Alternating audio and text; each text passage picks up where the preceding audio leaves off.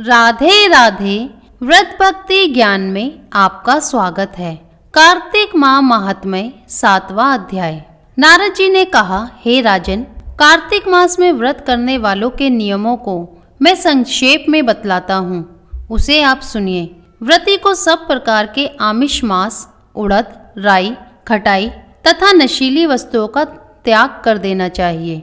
व्रती को दूसरे का अन्न ग्रहण नहीं करना चाहिए, किसी से द्वेष नहीं करना चाहिए और तीर्थ के अतिरिक्त अन्य कोई यात्रा नहीं करनी चाहिए।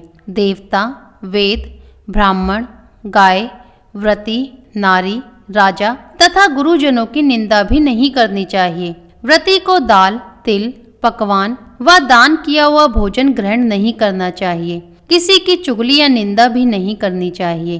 किसी भी जीव का मांस नहीं छूना चाहिए।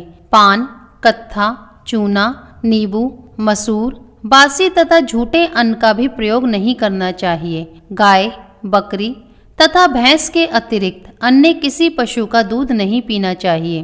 कांसे के पात्र में रखा हुआ पंचगव्य, बहुत छोटे घड़े का पानी तथा केवल अपने लिए ही पका हुआ अन्न प्रयोग करना चाहिए। कार्तिक माह का व्रत करने वाले मनुष्य को सदैव ब्रह्मचर्य का पालन करना चाहिए। उसे धरती पर सोना चाहिए और दिन के चौथे पहर में केवल एक बार पत्तल में भोजन करना चाहिए। व्रती कार्तिक माह में केवल नरक चतुर्दशी, जिसे छोटी दिवाली भी कहा जाता है, इस दिन ही शरीर में तेल लगा सकता है।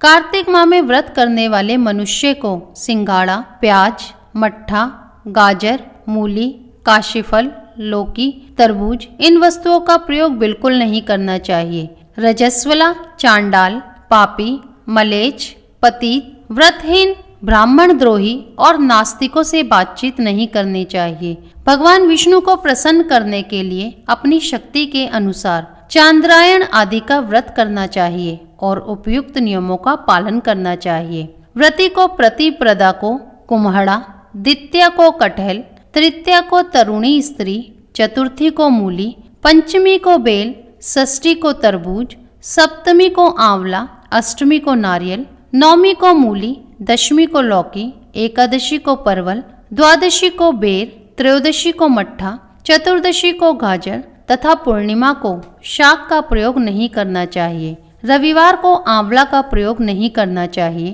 कार्तिक माह में व्रत करने वाला मनुष्य यदि इन शाकों में से किसी शाक का सेवन करना चाहे तो पहले ब्राह्मण को देकर ग्रहण करे। यदि विदान माघ माह के व्रत के लिए भी है तो देव उठानी एकादशी में पहले कही गई विधि के अनुसार नृत्य, जागरण, गायन, वादन आदि करना चाहिए।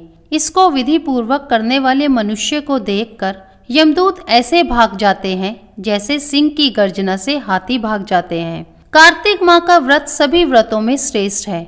इसके अतिरिक्त जितने भी व्रत यज्ञ हैं वे 1000 की संख्या में किए जाने पर भी इसकी तुलना नहीं कर सकते, क्योंकि यज्ञ करने वाले मनुष्य को सीधा बैकुंठ की प्राप्ति होती है। जिस प्रकार राजा की रक्षा उसके अंग रक्षक करते हैं, उसी प्रकार कार्तिक माह का व्रत करने वाले की रक्षा भगवान विष्णु की आज्ञा से इंद्रादि देवता करते हैं। व्रती मनुष्य जहाँ कहीं भी रहता है वहीं पर उसकी पूजा होती है, उसका यश फैलता है। उसके निवास स्थान पर भूत, पिशाच आदि कोई भी नहीं रह सकता। विधि पूर्वक कार्तिक माह का व्रत करने वाले मनुष्य के पुण्यों का वर्णन करने में ब्रह्मा जी भी असमर्थ हैं।